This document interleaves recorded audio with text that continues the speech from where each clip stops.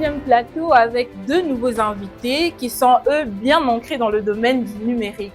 Je vais appeler Monsieur Quentin Lobo et Monsieur Clavis Kiba à bien vouloir me rejoindre sur ce plateau. Sous vos applaudissements une fois de plus.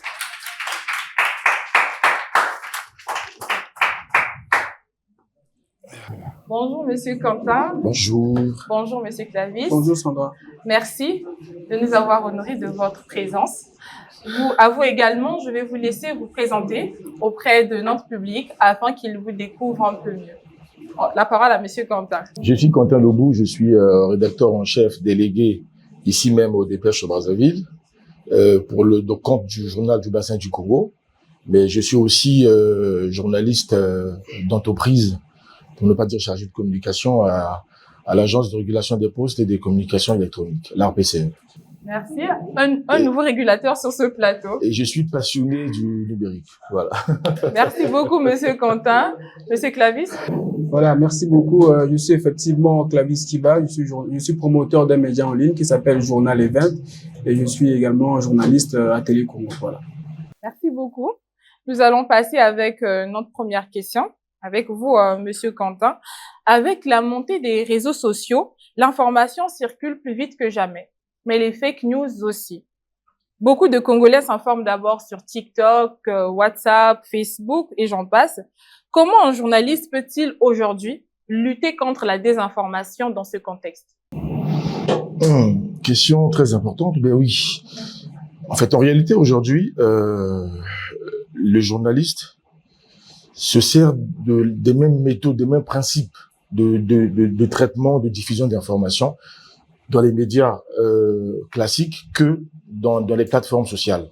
La règle est simple. La règle, c'est que si nous, en tant que journalistes, nous n'existons pas dans ces plateformes, ben nous n'existerons plus. Mais que faut-il faire?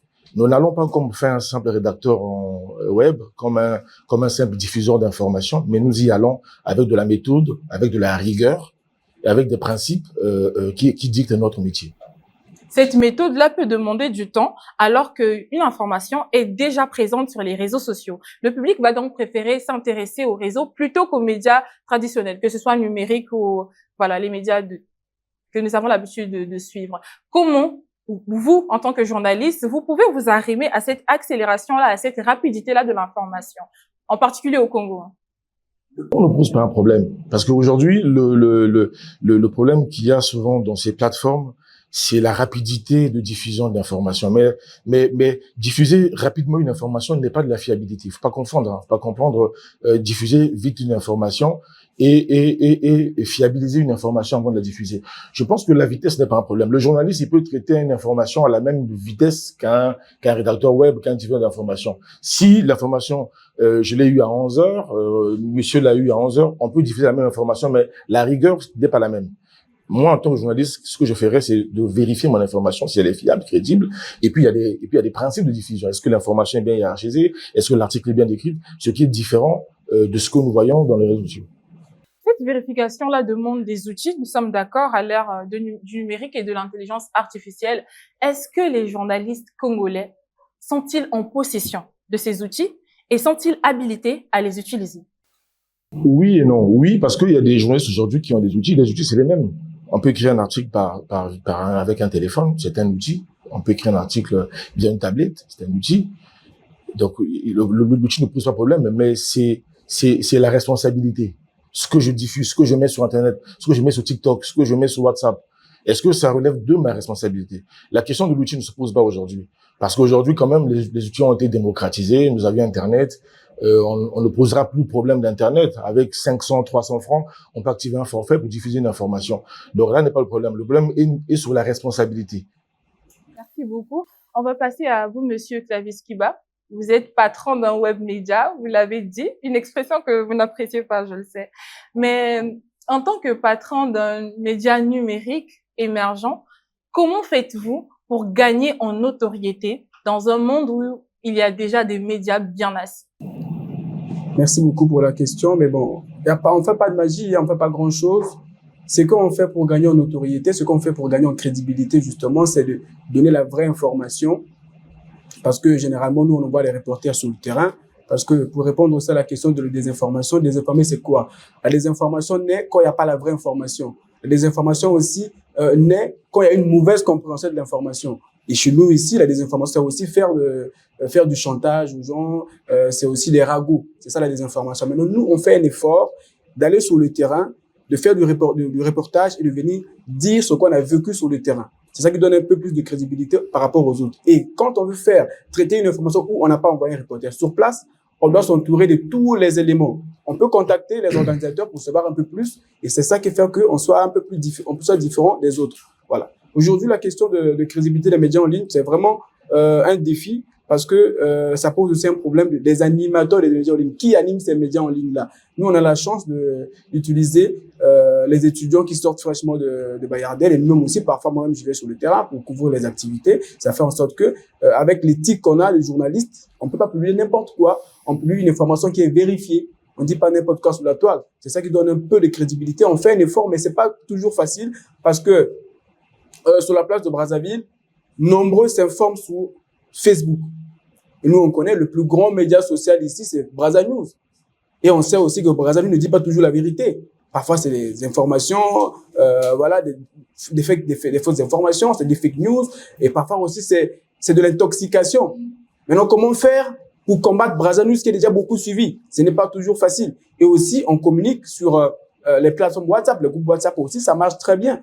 Voilà, donc la crédibilité, ça se travaille. Et ce n'est pas aussi en un mois, 2 mois qu'on gagne ça. Hein. C'est au fur et à mesure, c'est pendant plusieurs années parce que on vous met tous dans le même sac. Aujourd'hui, il y a certaines institutions, quand vous allez vous dire que je suis responsable des médias en ligne, on vous dit non, c'est un bandit. Parce qu'il va dire n'importe quoi. Or, tous ne sont pas des bandits. Aujourd'hui, il y a des pages Facebook qui donnent de l'information, mais qui sont tenues par des journalistes formés à Bayardel ou encore à l'ENAM, à l'ENMA plutôt. Justement, nous le savons qu'au Congo, les médias fonctionnent généralement grâce au reportage. Et lorsqu'on a un média qui est en quête de crédibilité, comment fait-on pour être viable économiquement? Économiquement? Bon, ça c'est une question d'argent, c'est pas toujours facile. Hein. On parle de tout ici. Parce que un journaliste, comme un véhicule, doit s'entretenir aussi. Parce que pour aller en reportage, il faut payer les déplacements. Pour avoir de la crédibilité, il faut avoir d'abord de l'éthique professionnelle.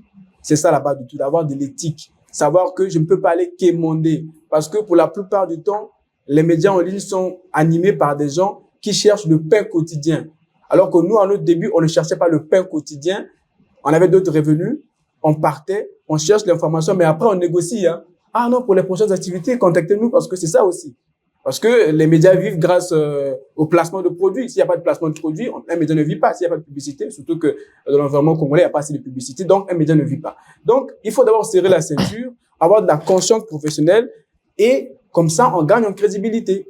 Et on publie la vraie information. On ne dit pas n'importe quoi, on publie la vraie information et on peut faire un commentaire parce que là-bas aussi, il y a ce qu'on appelle par le buzz. Il y en a qui sont dans la couche du buzz. On peut faire un commentaire qui n'a rien à voir avec l'information, mais ramener les gens à l'information.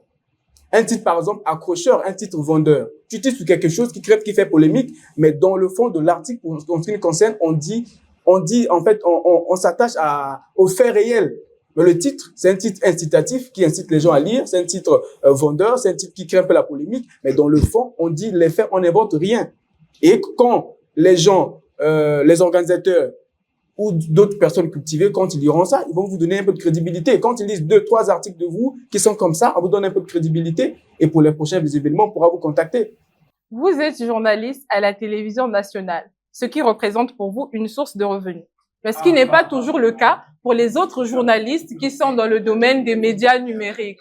Si vous n'auriez pas eu ce pas-là de gain avec un salaire constant, comment auriez-vous fait pour vous en sortir? Parce que tout le monde n'a pas la possibilité d'avoir d'autres sources de revenus, hormis celle qui est de leur métier de journaliste web, entre guillemets. Est-ce que vous savez que l'éthique, c'est d'abord l'éducation de base? C'est un comportement. C'est comme si on posait la question aux femmes, pourquoi je n'ai pas prostituée?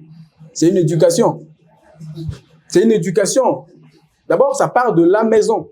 Ça part de la maison. D'abord, à Télé Congo, je n'ai pas de salaire là-bas. Je n'ai que des primes. Mais c'est une éducation personnelle. C'est une éducation personnelle. Avoir du respect pour le travail. Et en fait, j'étais en train de bâtir, juste en train de bâtir une carrière. Et quand on bâtit la carrière, on doit être rigoureux, on serre la ceinture. Et des moments où j'ai parcouru plusieurs distances à pied parce que j'ai été à un événement où je n'ai pas été contacté par les organisateurs et à la fin, finalement, on vous donne rien et tu rentres à pied. Mais d'autres qui vont aller quémander, je dis ça comme ça ouvertement, quémander pour avoir un petit quoi pour rentrer. Moi, je ne le faisais pas et je ne le ferai jamais. Parce que c'est une éducation qui part d'abord de la maison et puis de l'école qui m'a transformé. Voilà. Merci beaucoup pour ces points de vue. Nous allons désormais prendre les questions de notre assistante. Nous allons donner ouvertement la parole à qui le souhaite pour poser sa question. Donc, cher public, vos questions sont les bienvenues. Du coup, ma question, c'est de savoir comment reconnaître une fausse information sur Internet. À vous la parole, puisque la question n'est pas adressée à quelqu'un en particulier. Merci beaucoup. Comment reconnaître une fausse information sur Internet? Il y a des méthodes de fact-checking pour voir si c'est vrai ou faux. Et pour ce qui concerne le Congo, mais il suffit juste de voir, par exemple, s'il y a un ministère qui a publié une information, les ministères aujourd'hui, les pages Facebook, ou encore appeler le relationnel. Est-ce que ce qu'on dit, c'est vrai? Est-ce que souvent c'est ça? Aujourd'hui, par exemple, on a vu il y a quelques jours ou quelques semaines, avant la nomination du Premier ministre, on a eu beaucoup de Premiers ministres, hein, même l'artiste de Rougarou a été nommé Premier ministre. Voilà, par l'IA. Il suffisait juste de vérifier. Il suffisait de suivre Télé Congo pour voir que c'était pas vrai, parce que Télé Congo, c'est vraiment, c'est le média institutionnel où on confirme toutes les informations du pays. Donc, il y a des méthodes qui existent, des méthodes pour vérifier sur le numérique, mais il y a aussi le relationnel, on peut appeler pour savoir est-ce que c'est vrai là-bas. Voilà, le journaliste aussi, il a un carnet d'adresse, hein. S'il y a une information du ministère de la Communication, bah, il appelle un collègue. Est-ce que ce que j'entends est vrai? Est-ce que ce que j'ai vu est vrai? Surtout qu'aujourd'hui, avec l'IA, on fabrique tout et n'importe quoi. Il n'y a pas 2 jours, on a vu dans un groupe WhatsApp où la EKRC fait un communiqué qui demande aux gens de tabasser tous les agents qui viendront dans leur maison sans, voilà. Voilà, alors que ça, c'est pas vrai. Il suffit juste de lire le français, de voir que c'est pas signé pour voir que c'est pas vrai. Même, rien qu'en regardant, quand on est un peu, pas instruit, je dirais même pas aussi malin, mais quand on est un peu beaucoup plus rigoureux, on verra que ça, c'est pas vrai. Même déjà, le type de français employé, on dit que ça, c'est pas un français administratif, EKRC ne pourra pas dire ça. Donc, il y a ça aussi sur le plan personnel, il y a le relationnel, et puis il y a des méthodes qui existent. Monsieur Quentin, quelques astuces? Je pense que j'ajouterais simplement, il a tout dit, mais la même IA aussi peut vous aider à regarder si l'information est juste. Avec un prompt, vous posez l'information sur l'IA avec un prompt vraiment utile. L'IA va rechercher les liens à travers le serveur et vous ramènera ces liens pour dire que cette information n'existe pas à tel endroit, à tel endroit, à tel endroit. C'est simple. J'espère que vous avez eu réponse à votre question. On va passer à une toute prochaine question. C'est Christine Quentin. Moi, j'ai plutôt 2 questions à poser. La première, quel est l'impact de l'intelligence artificielle sur les journalistes? Sur les journalistes. L'impact sur le métier. Alors, oui, il y a 2 choses. L'IA a apporté un peu du frais à notre métier, il faut le reconnaître. C'est-à-dire que l'IA aujourd'hui nous donne accès à des ressources de documentaires que nous n'avions pas. L'IA permet aujourd'hui de créer des vidéos, de créer des images à partir des prompts, ce qu'on faisait pas hier. Mais l'IA aussi nous aide à la décision. Donc l'IA aujourd'hui nous apporte quand même un panel de soutien dans ce que nous faisons. Mais à contrario, l'IA est venue aussi complexifier un peu notre écosystème. Comment? Aujourd'hui, la fake news dont on a parlé est beaucoup plus générée par l'IA parce que ce sont des informations qui n'ont pas été vérifiées avant. L'IA vous crée une vidéo fantaisiste, mais qui est mise tout de suite en ligne. Et la viralité, vous savez, la vidéo est lue 1000 fois, 2 fois. Elle est prise comme une information. En vrai, c'est l'IA qui font. Et l'IA fait des deepfakes. Vous avez votre propre vidéo, mais c'est pas votre voix, et vice versa. Donc, il y a ce côté sombre de l'IA. Mais en réalité, l'IA est un outil de décision formidable si on sait l'utiliser. Et peut-être qu'aujourd'hui, le problème, c'est aussi former des journalistes à l'utilisation de l'IA, de façon à ce que l'IA les aide à mieux utiliser, à mieux réaliser les reportages, à mieux écrire les articles que à faire du copier-coller comme on voit aujourd'hui. Parce qu'aujourd'hui, encore l'IA, le problème, c'est que je lis, moi, je suis rédacteur en chef, donc il arrive parfois que je reçois des articles, mais quand je lis un article, dès le titre, je sais que c'est de l'IA.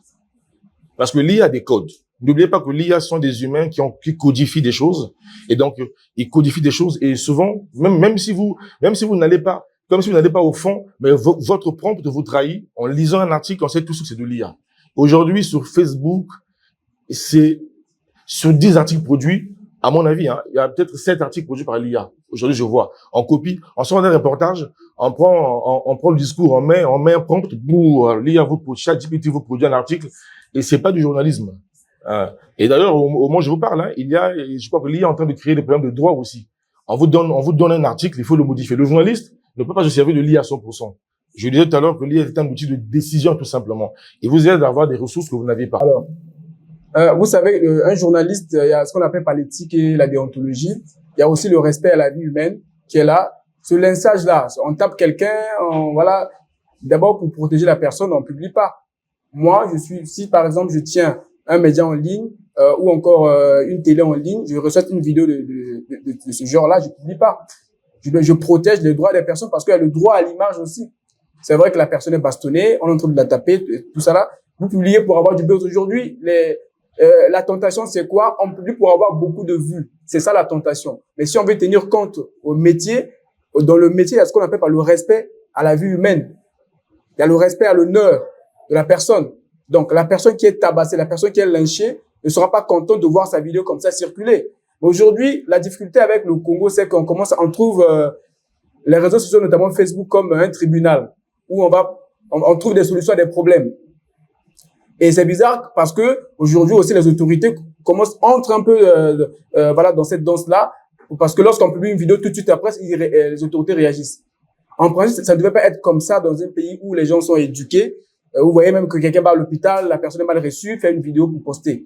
Ça, on met presque tout le monde en danger. Donc, on devrait vraiment voir ce que M. Ngomé avait dit tout à l'heure dans le premier panel. Être citoyen en ligne, on ne publie pas tout. Il faut voir l'impact de cette vidéo sur la personne qui est lynchée. En tout cas, pour répondre concrètement à ta question, ce genre de vidéo, je ne peux pas la publier parce que j'ai du respect pour la vie humaine, j'ai du respect pour la personne qu'on est en train de lyncher. Merci beaucoup, Clavis. Merci beaucoup, Clavis Kiba. Également à vous, Monsieur Quentin. Vous avez un dernier mot? Très rapidement. Moi, je trouve quelque chose sur la crédibilité. Parce qu'on parle des médias en ligne, on parle des plateformes en ligne, mais on peut tout diffuser en ligne. Mais la question fondamentale, c'est la crédibilité. Pourquoi? Parce que il y a une étude qui montre que, par exemple, qui dit que en ligne, il y a à peu près 58% des personnes qui n'arrivent pas à distinguer le vrai du faux en ligne, information, 58%. C'est une étude faite par Reuters Institute, qui est une étude récente, puisqu'elle a été publiée en décembre dernier. Et ça veut dire quoi? Ça veut dire que la question aujourd'hui de l'information en ligne, c'est le doute que quelqu'un a de savoir si ce que la personne diffuse est vrai. Donc, si des journalistes qui sont en ligne, qui ont des plateformes d'information en ligne, veulent être crédibles, la première crédibilité, justement, c'est l'information vraie et juste vérifiée. C'est la seule différence entre un journaliste et un rédacteur web ou un diffuseur qui diffuse l'information depuis sa chambre ou depuis son téléphone. Merci encore à nos intervenants. Responsabilité professionnelle et déontologie personnelle à l'ère du numérique dans le monde de la presse nous ont été donnés